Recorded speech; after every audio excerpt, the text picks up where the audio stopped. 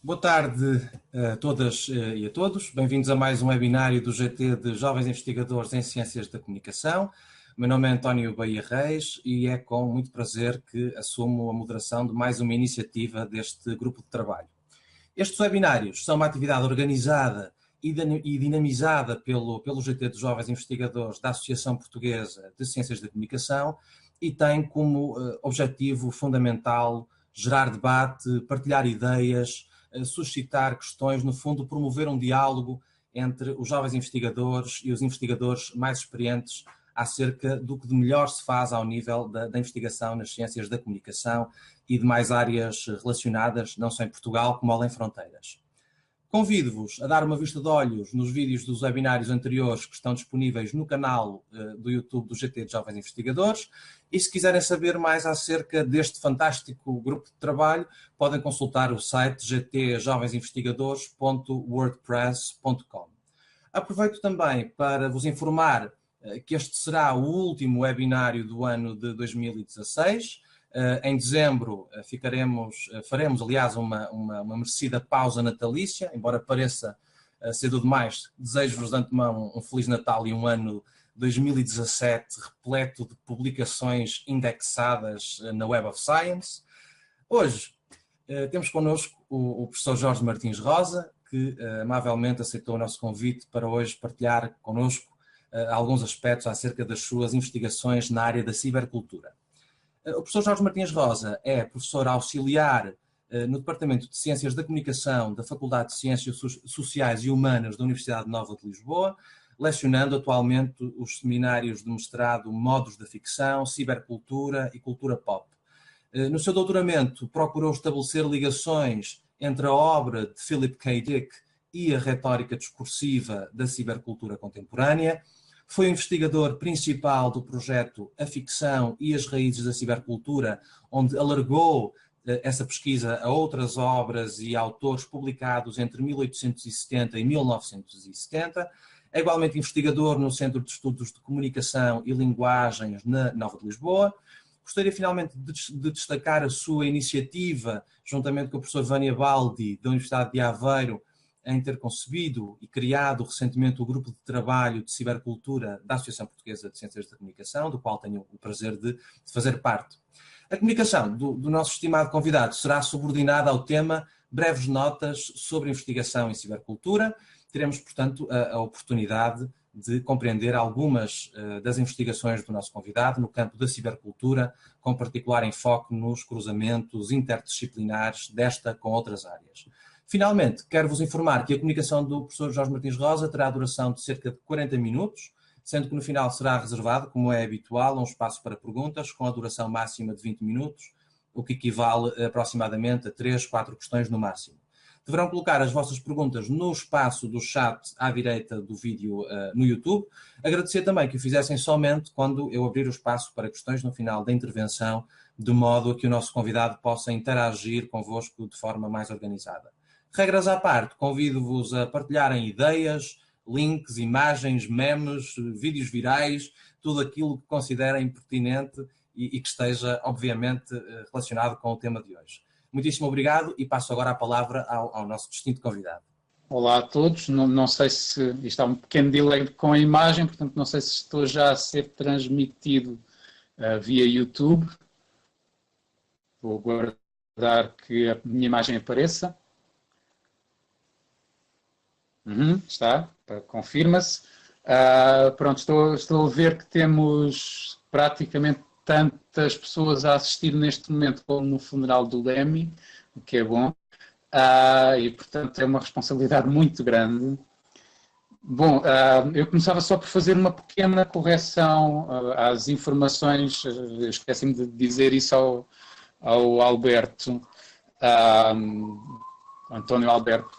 É verdade que eu tecnicamente ainda faço parte do Centro de Estudos de Comunicação e Linguagens, porque ainda não estamos completamente extintos, mas a verdade é que o Centro de Estudos de Comunicação e Linguagens passou a integrar um centro mais vasto, mais abrangente, chamado SIC Digital, Centro de Investigação em Comunicação, Informação e Cultura Digital, que integra os polos de Aveiro, da Universidade do Porto, da Universidade Lusófona e ainda o polo da FCSH, que por sua vez se subdivide em dois grupos.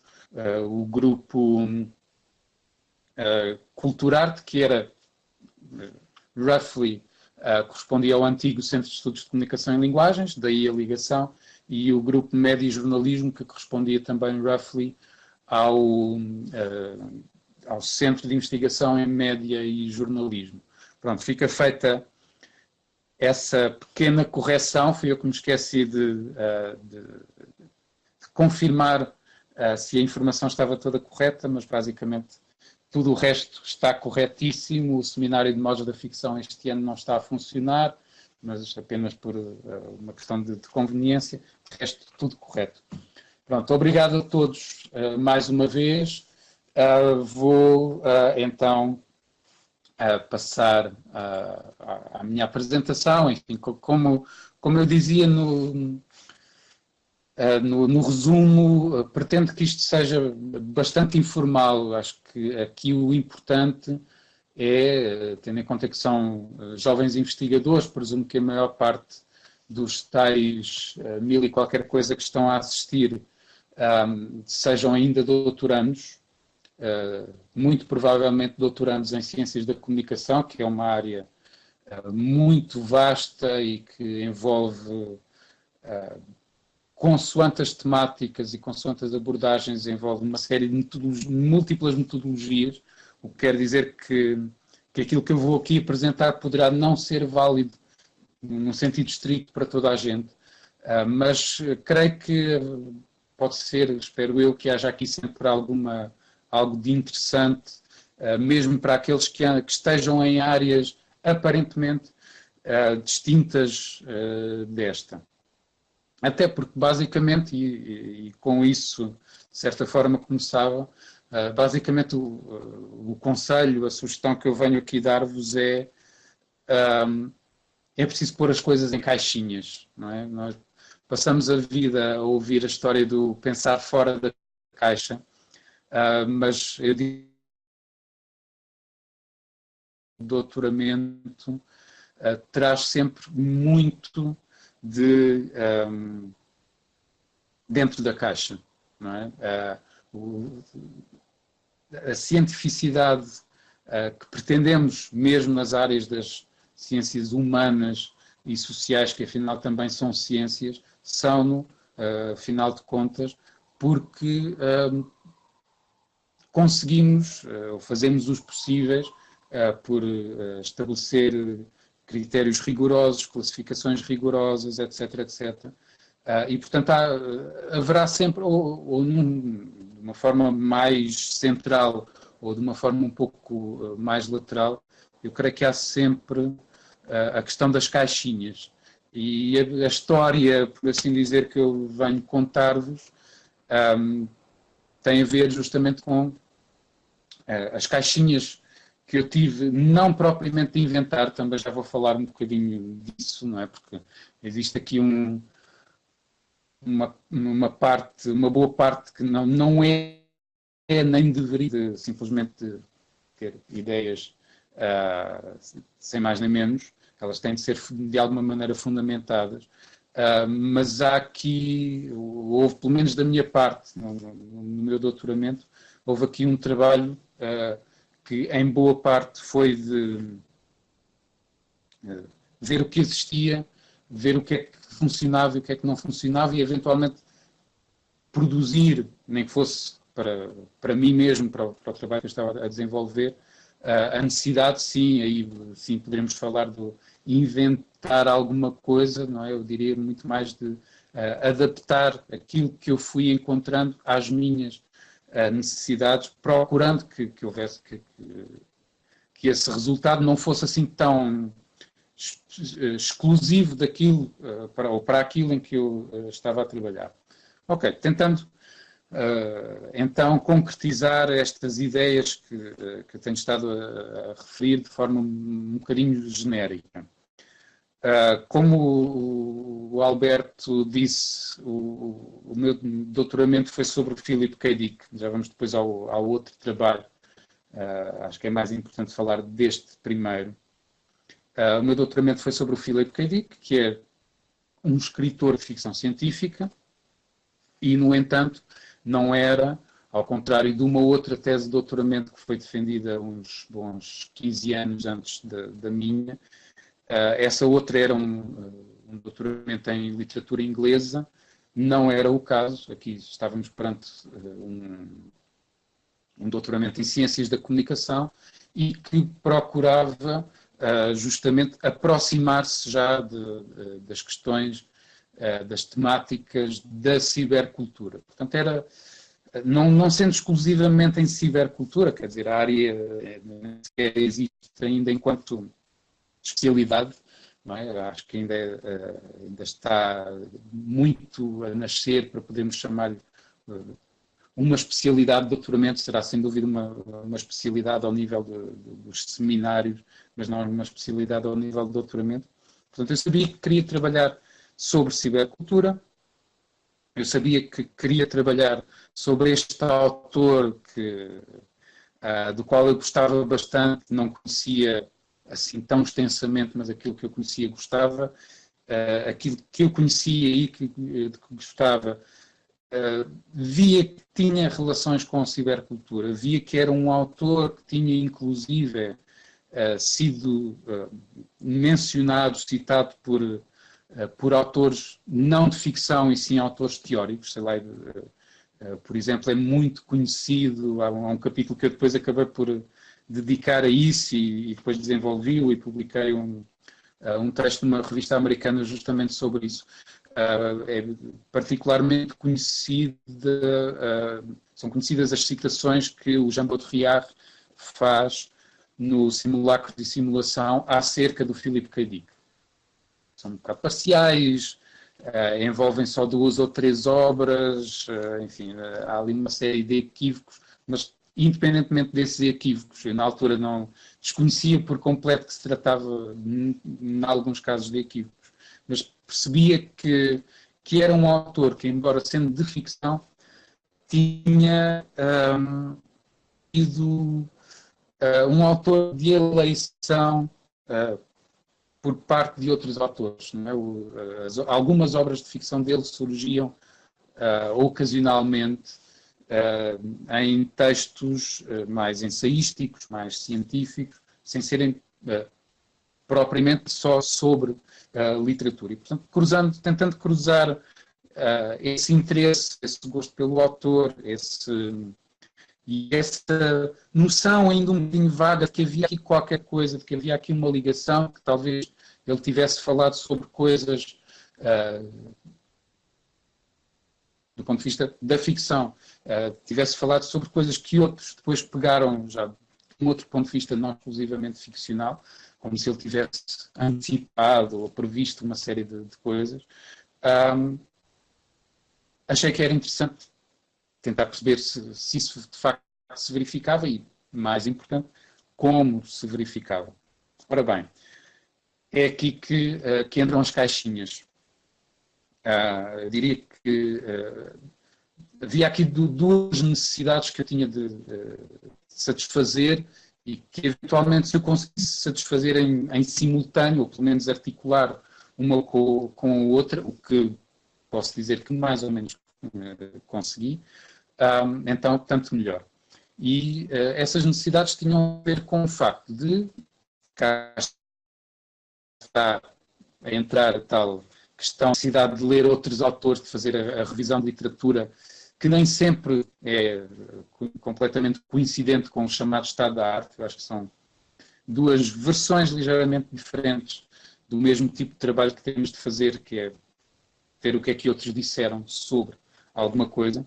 Neste caso, eu diria que não era tanto um estado da arte, porque tinha a ver mais com muita coisa que foi escrita há mais tempo, não com artigos mais recentes que entraram depois já num outro momento da pesquisa e mesmo da escrita. Mas aqui nessa revisão de literatura, o que é que eu encontrei? Encontrei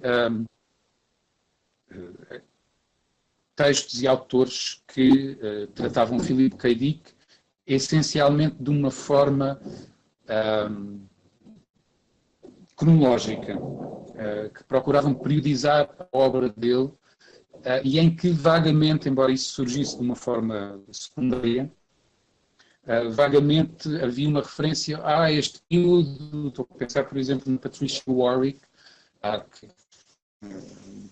do livro que ele escreveu nos anos 70 ou início de 80, aí, e em que ela quase que fazia uma articulação com os múltiplos casamentos dele e com a vida amorosa e o que é que acontecia nas narrativas. Enfim, não vamos entrar muito por aí. O importante é que ela fazia uma periodização e que nessa periodização dizia qualquer coisa como neste primeiro período ele tratou mais questões políticas, num outro período tratou mais da ser humano, num outro período tratou mais das questões, ou tratou ainda disso, mas de um ponto de vista mais teológico. Enfim, havia aqui uma ligeira uma ligeira tematização a partir da periodização. Havia outros autores, nomeadamente o primeiro autor que fez também literatura, fez a primeira tese de doutoramento sobre o Philip K. Dick, e que ainda hoje é escritor de ficção científica, o Kim Stanley Robinson. E o Kim Stanley Robinson fazia quase o contrário disto. Pegava aplicava uma série de temas que ele próprio não explica muito bem como é que os obteve. Estou aqui a consultar a minha cábula, ele tinha 10 temas, não sei se vale a pena, não é mais relevante, mas pronto, dividiu a literatura de ficção científica, especificamente a do Philip K. Dick, em 10 grandes temáticas, e depois fez, de facto, a análise dessas temáticas de um ponto de vista da teoria literária. Não era isso que me interessava, mas eventualmente os temas podia aproveitá-los. E a periodização é exatamente o contrário, não é? Havia primeiro os temas e depois este tema surge mais numa primeira fase, este surge mais noutra, este é mais transversal, etc, etc. Bom, as duas abordagens, embora tivessem dado algumas intuições interessantes, não me satisfizeram totalmente. E não me tendo satisfeito totalmente, o que eu fiz foi também andar à procura de outro tipo de categorizações, procurando que não fossem especificamente caracterizações só sobre o Philip K. Dick, e portanto fossem mais sobre a ficção científica, esse género tão apreciado, tão mal dito em simultâneo. E de facto também não vou aqui dizer que consegui esgotar todas as classificações possíveis, mas encontrei algumas, 3, que me pareceram interessantes, que me pareceram minimamente coerentes, cada uma delas, mas depois algo incoerentes entre si, não é? E depois arrumei, a cábula para a qual eu estou a olhar neste momento é exatamente isso. Tentei arrumá-las, isto é, fiz uma tabela, arrumei a classificação de Kim Stanley Robinson e a dos outros 3 autores, tentando ver, ok, isto corresponde aqui, na outra, em que medida é que elas se correspondem, não correspondem, em que medida é que existem aqui categorias que são específicas só de dos autores, e de facto a do Kim Stanley Robinson tem pelo menos duas categorias, uma delas chamada Reality Breakdown, que me parece mais difícil de aplicar à ficção científica como um todo, mas que é particularmente relevante para perceber o Philip K. Dick. E consegui começar a encontrar aqui alguma ordem dentro do caos, mas isto ainda não me satisfez. E eu percebi que talvez o que não estava a satisfazer-me, e aqui, se quiserem, isto fica um pouco como conselho, que é, pensem neste tipo de classificações, de categorizações, dos 2 pontos de vista, não é? Os ingleses, particularmente os americanos, tem essas duas expressões que eu gosto muito, que é o top-down e bottom-up. E qualquer destas classificações a que eu tenho estado a referir-me eram essencialmente top-down, não é? Quer dizer, possivelmente os autores terão chegado a elas por uma outra via, mas o modo como estavam a ser apresentadas, dizendo quase como, no limite, como uma verdade absoluta, dizer, a ficção científica divide-se nestas categorias, sei lá, as distopias, as sociedades pós-catástrofe, as viagens espaciais, etc, etc. E isto são as categorias, e agora façam o que quiserem com elas. Esta é claramente uma abordagem top-down, pelo menos quando nos chega às mãos.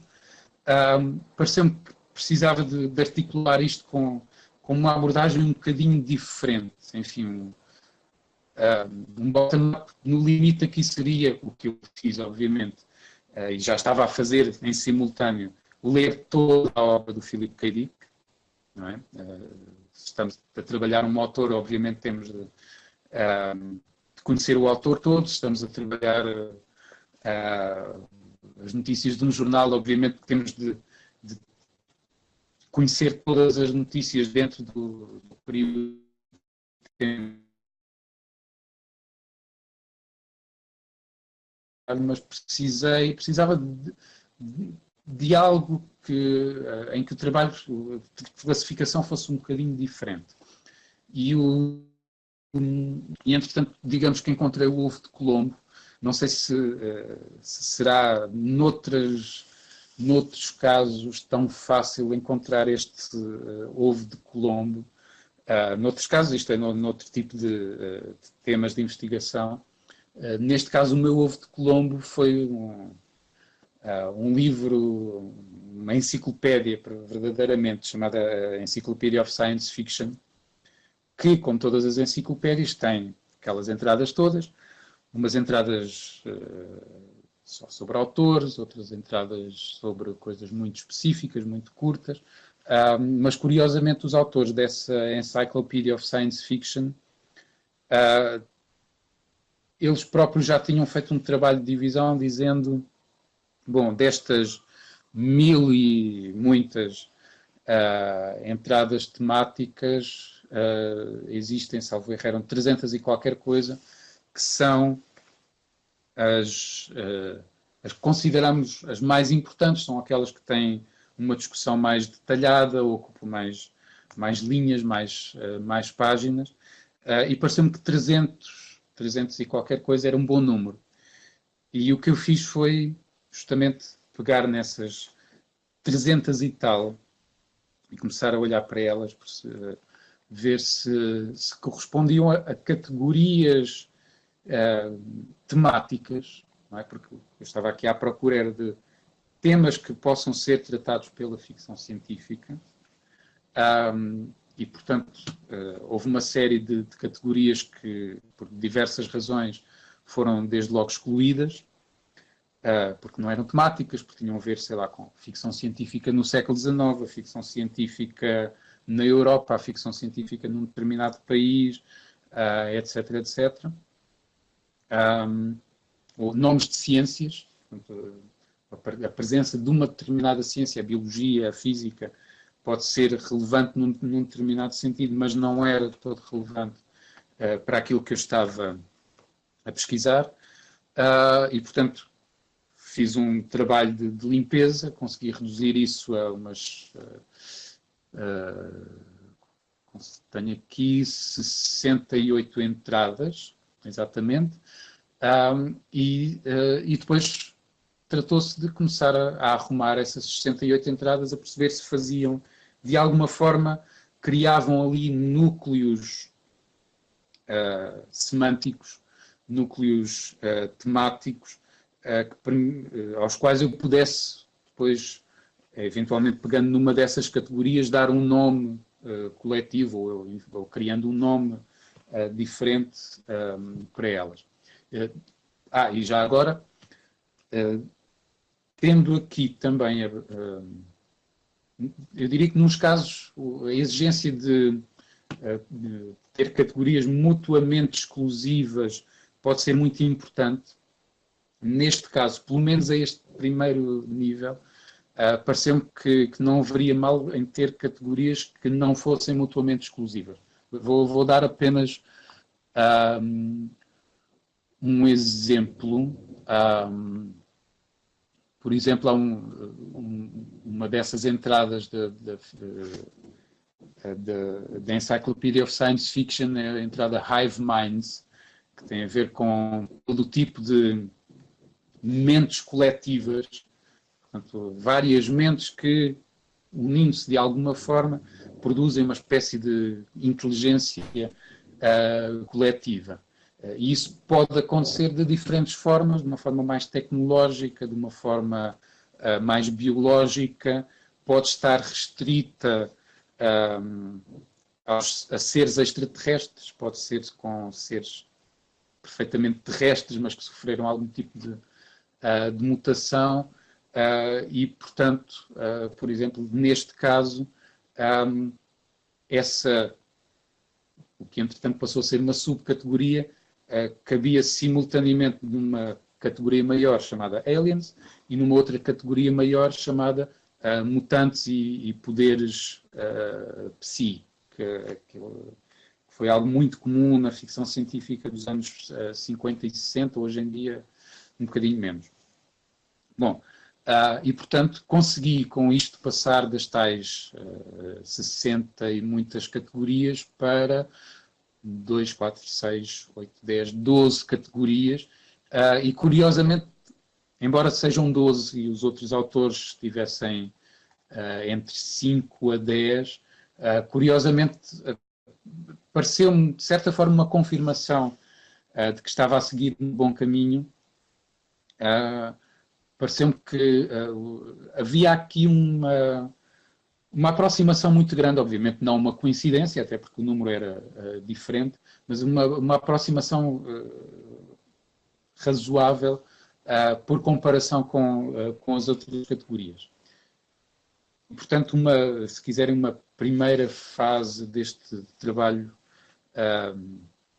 de organização metodológica estava feito. Não é? Claro que precisava de confrontar depois, de novo, as obras propriamente ditas, o meu corpus, que era um corpus muito extenso, no caso, precisava de confrontá-lo, de ver se as categorias se adaptavam, mas já tinha a casa mais ou menos arrumada, por assim dizer. E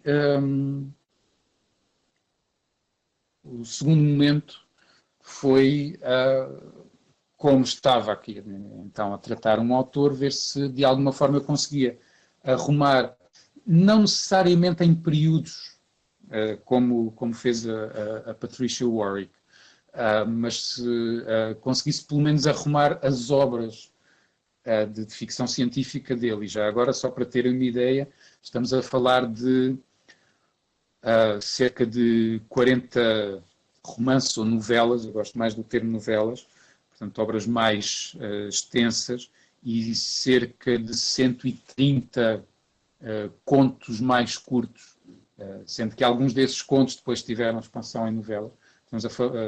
Mesmo excluindo algumas obras não de ficção científica, estamos a falar de muita coisa, não é?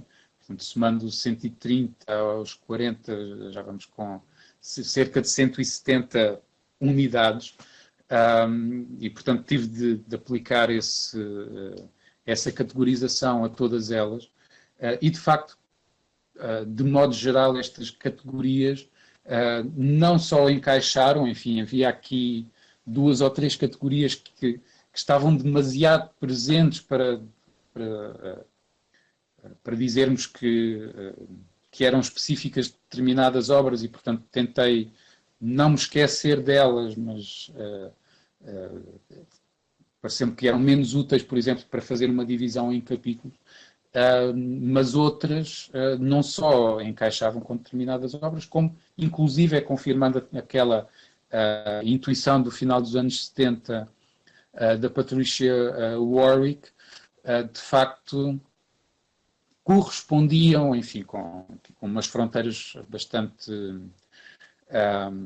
permeáveis, correspondiam aproximadamente a algumas periodizações. E, portanto,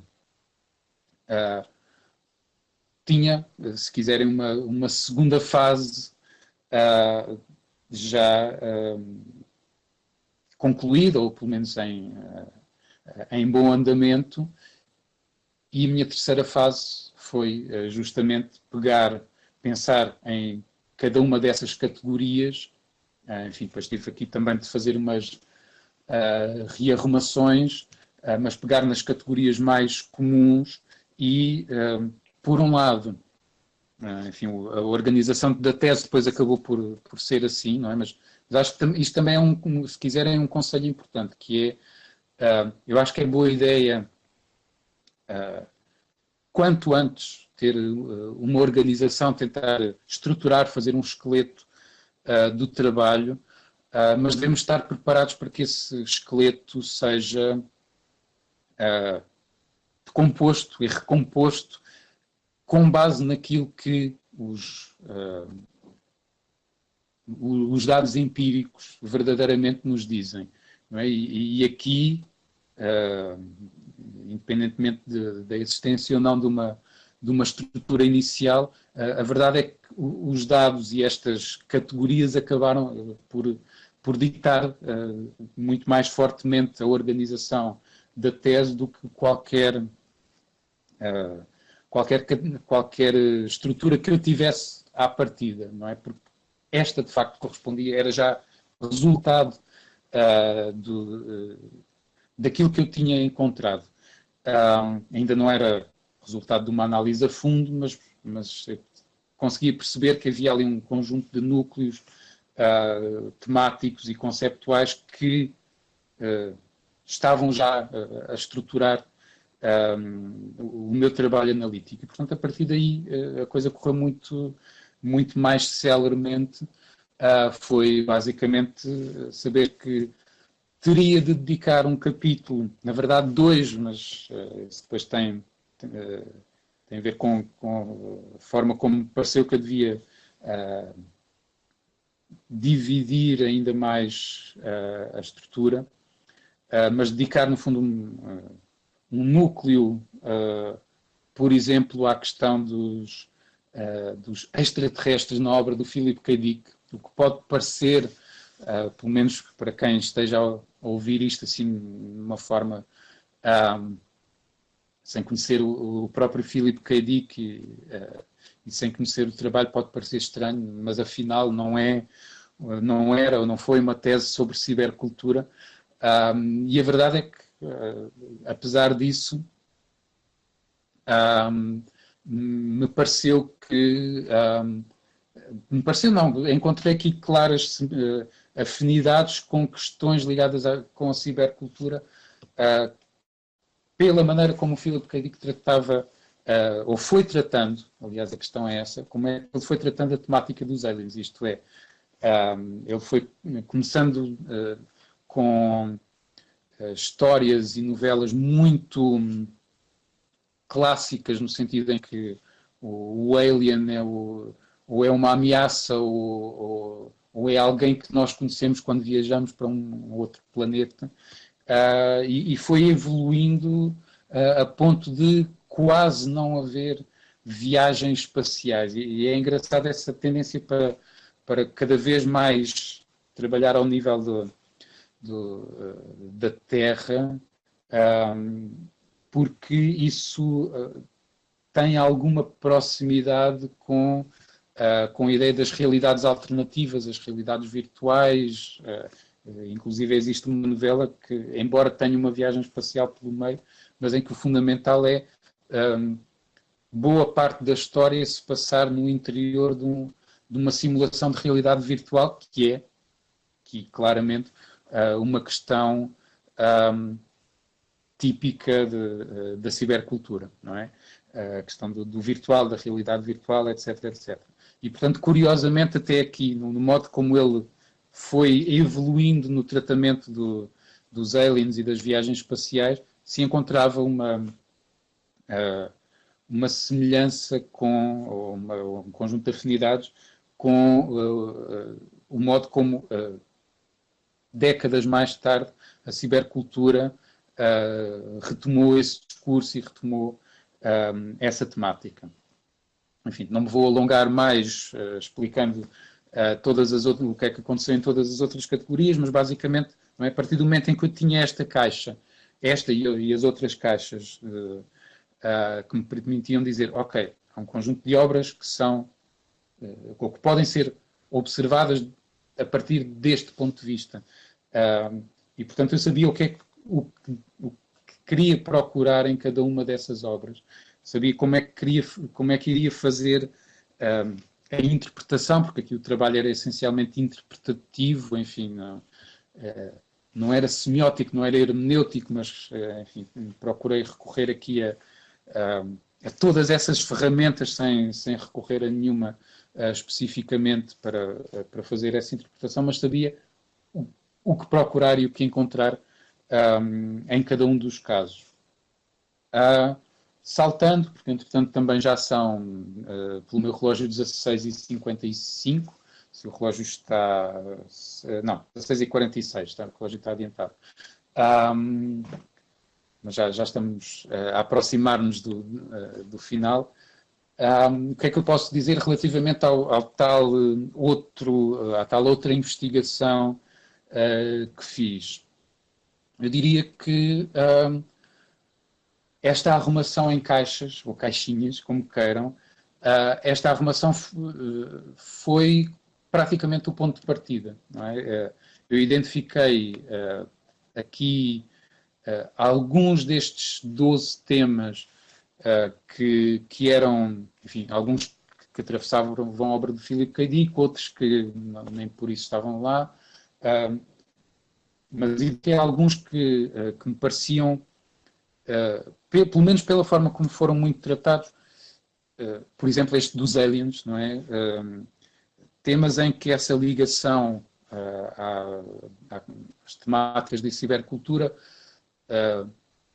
existia na medida em que era o Philip K. Dick a tratá-los. Mas havia outras, por exemplo, a questão da vida artificial e da inteligência artificial, a questão da percepção, onde podemos incluir a questão da temática, como eu disse há pouco, da realidade virtual, a questão das drogas, a questão, inclusive, da informação, da teoria da informação, embora isso também cruze ali a questão da vida e inteligência artificiais, não só eram tratadas pelo Philip K. Dick, como fiquei com curiosidade de saber, até porque são as mais centrais à questão ao discurso da cibercultura, fiquei com curiosidade de saber se o Philip K. Dick era assim tão original, era assim tão único. E, portanto, avancei para essa pesquisa num certo sentido mais abrangente, porque, enfim, era o que eu pudesse encontrar, num certo sentido mais restrita, porque já estava a restringir-me aqui a 2 ou 3 temas dentro destas categorias que tinham guiado a minha investigação. E, portanto, basicamente foi um trabalho depois de, se quiserem, quase de entrar naquilo que antes eram os subtemas, não é? No tal trabalho bottom-up. Se calhar isso depois, num segundo momento, foi muito mais eram muito mais os temas mais específicos que eu queria tratar, porque estava a observar a coisa mais ao microscópio. Mas, resumindo, até para, entretanto, passarmos à fase de perguntas e respostas, parece-me que o Alberto já abriu para perguntas e respostas. Parece-me que ou esta procura de categorias, me parece que é um trabalho importante e que, em alguns casos, será central, inclusive, para as vossas pesquisas.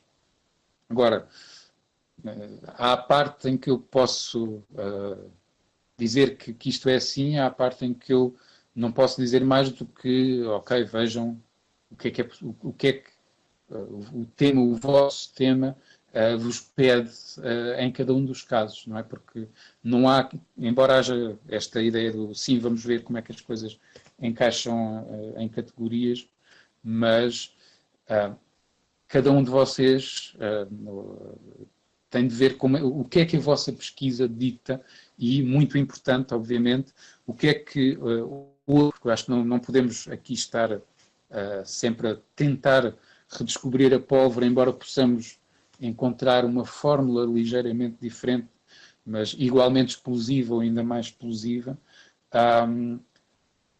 É sempre muito importante tentar ao máximo descobrir o que é que outros disseram e eventualmente eles podem já ter a solução, e a solução, obviamente não a solução para o vosso trabalho, mas a solução do ponto de vista das categorias que devem utilizar. Noutros casos, isso é apenas um primeiro ponto de partida para um trabalho que será mais apurado, mais trabalhoso, por assim dizer, mas que se calhar também dá muito mais gozo. Bom, fico-me por aqui. Muito obrigado aos 8.035 assistentes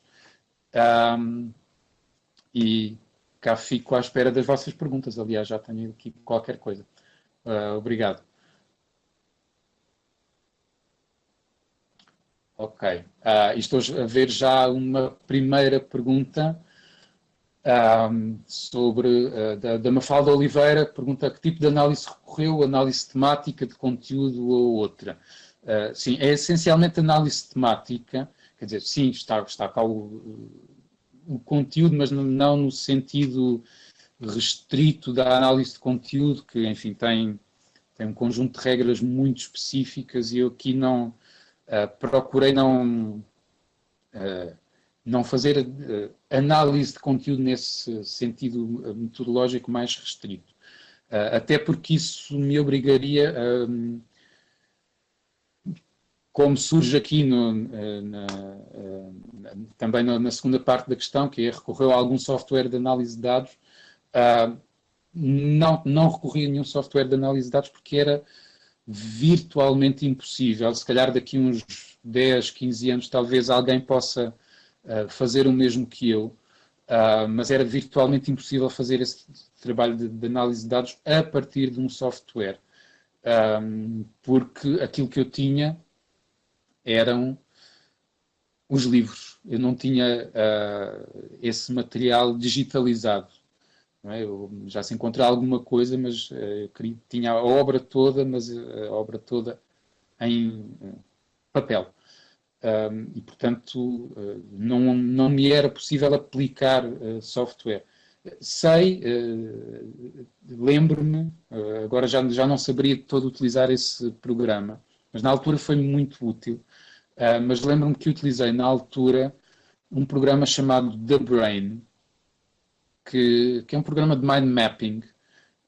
Hoje em dia já existem algumas ferramentas, inclusive na web, de mind mapping, que eu acho que até mais intuitivas do que este The Brain. Mas na altura eu utilizei esse The Brain para fazer a arrumação das categorias e para associar essa arrumação das categorias aos diferentes títulos do Philip K. Dick. E era muito interessante. Por acaso eu estive há bocadinho a ver se ainda existia o programa, ainda existe o site e tem inclusivamente uns tutorials e é possível pelo menos ver como é que o programa funciona. E de facto é muito engraçado porque vocês clicam no fundo é uma rede, não é? Ainda antes de se falar tanto em teoria das redes, o programa funciona a partir de uma rede e tudo o que vocês queiram é um nodo e fazem ligações entre esses nodos. E eu sempre clicava num nodo, esse nodo fica central e eu podia ver as ligações. Se eu clicasse numa obra de Philip K. Dick, por exemplo, num conto, eu conseguia ver quais é que eram os temas diferentes temas presentes nessa obra. Se eu clicasse num dos temas, o contrário, conseguia ver quais é que eram as obras e até num segundo nível, numa ligação, num segundo passo, podia ver quais é que eram outros temas que estavam próximos desse tema. E, portanto, sim, num certo sentido, sim, houve algum tratamento informático, mas não ao nível do material propriamente dito. Não é? Aí foi muito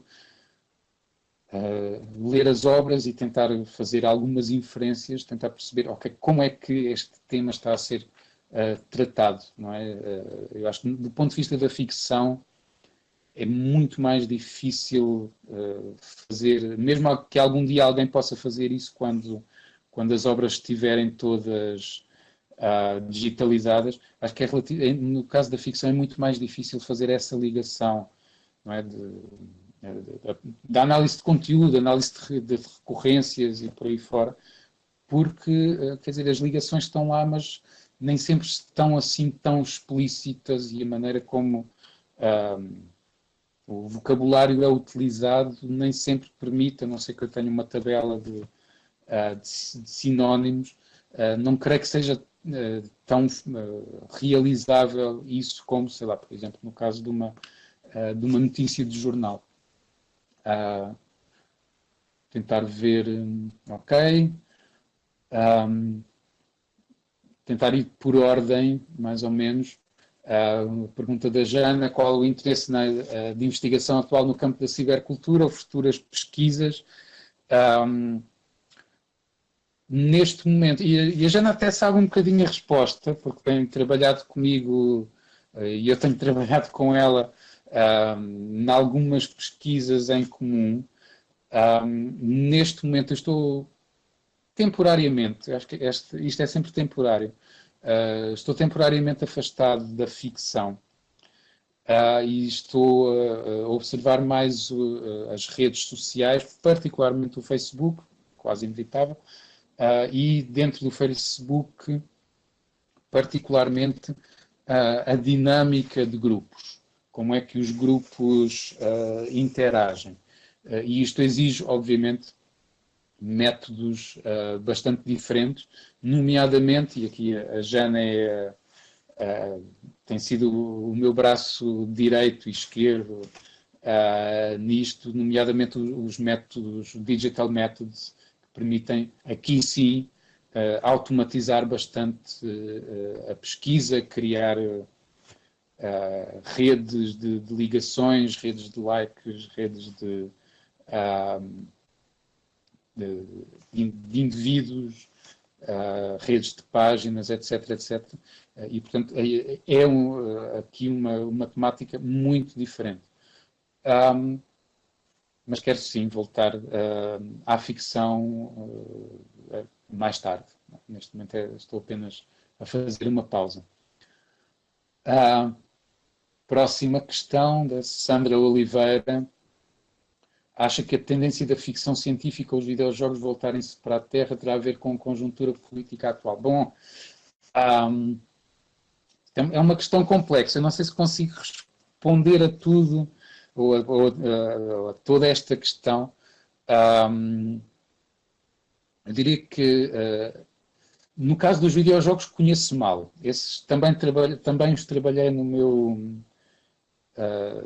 mestrado, mas tenho estado, esses sim tenho estado ainda mais afastado do que no caso da ficção. E, portanto, no caso dos videojogos não vou pronunciar, mas vou acreditar que isso também ocorra. No caso da ficção científica, há uma ideia que eu menciono, inclusive no final de um dos capítulos da minha tese de doutoramento, a propósito do Philip K. Dick, mas me parece que depois isso acabou por alargar-se a outros autores, que é isto. O programa espacial teve, sim, continua a fazer parte do nosso imaginário, ir à Lua, ir a Marte, por aí fora. Mas o programa espacial teve essencialmente um lado, e foi isso que fez com que ele fosse impulsionado, teve um lado político muito grande, não é? Serviu para pôr frente a frente, a mostrar quem é que era capaz de mais, pôs frente a frente os Estados Unidos e a Rússia, e depois alguns outros países que foram também tentando demonstrar as suas capacidades tecnológicas através do modo como conseguiam conquistar o espaço. E para além daquelas utilizações, enfim, das quais dependemos extraordinariamente hoje em dia, como é o caso dos satélites geoestacionários que permitem redirecionar os sinais de telemóvel e não só, nós próprios começamos a ficar um pouco desiludidos com o programa espacial. E se calhar o grande... e não sou eu quem diz isto, eu li pelo menos 2 autores que faziam esta associação mental. Parece-me que o grande símbolo do fim de um certo programa espacial foi aquela explosão não sei se era o Challenger, de um dos vai-vens espaciais em 1986 ou 88, que curiosamente foi a primeira em que foi uma civil, uma pessoa que tinha sido escolhida, que se tinha candidatado e que tinha sido escolhida para demonstrar que também é possível os civis irem ao espaço, e que foi exatamente aquela que explodiu, creio que se lembram disso, aquela em que houve uma explosão logo à saída ainda nem tinham saído da atmosfera, não é? Portanto, tinham levantado alguns quilómetros e houve uma explosão. E acho que essa explosão, de certa forma, é muito simbólica do fim desse programa espacial, e se calhar por isso é que muita ficção científica também, aliás, houve um movimento no final dos anos 90 chamado Mundane Science Fiction, que procurou afastar-se dessas questões e tentar tratar ficção científica de um ponto de vista mais plausível e, sim, tendo em conta aqui a última frase da pergunta, tendo em conta a possibilidade que sempre esteve presente, digo eu, na ficção científica, mas uma possibilidade de mais claramente fazer uma articulação com uma dimensão política e servir inclusive como forma de crítica política. Ok, passando a uma outra pergunta sobre documentários na web. Não tenho uma resposta propriamente para dar, isto é, não saber se existem web documentários e alguém que esteja a trabalhar. Eu sei que temos uma aluna aqui no doutoramento em média digitais, a Ariane Mencaroni, que está a trabalhar em documentários digitais, e creio que houve uma outra pessoa que deve estar quase a terminar o doutoramento também em média digitais, que está a trabalhar nessa área, mas não é uma área que eu esteja, da qual eu esteja próximo, mas talvez contactar alguém a Ariane, por exemplo, ou alguém que esteja mais próximo aqui no doutoramento em média digitais. Ok, o Alberto enviou aqui uma série de links, está o link do The Brain, exatamente, era isto mesmo, e há aqui mais algumas aplicações de mind mapping. Só talvez uma última palavra, já estou a ver que não há propriamente mais questões, há aqui assim, uns agradecimentos, agradeço também a vossa presença, mas já agora relativamente para terminar com o mind mapping, acho que é uma ferramenta interessante que talvez não seja para todos. Acho que há pessoas para quem o mind mapping é o ovo de Colombo, não é? Começar a arrumar as coisas e depois a descobrir em segundas e terceiras leituras ao mapa mental Isso pode ser uma forma muito interessante de começar a fazer essas ligações mentais que às vezes não nós descobrimos à primeira vista. Para outras pessoas pode ser apenas mais uma fonte de caos mental e pode funcionar melhor, enfim, uma clássica tabela Excel ou por aí fora. E neste sentido, eu próprio acho que nos casos umas coisas funcionam melhor para mim nos casos, outras melhor noutros. Mas sem ser propriamente uma metodologia, acho que é uma ferramenta que vale a pena experimentar, sim. Ok, são neste momento 17 horas e 6 minutos, acho que estamos com com um bom tempo. Não sei se o Alberto Reis quer dizer alguma coisa. Da minha parte, muito obrigado por terem estado a assistir e até breve.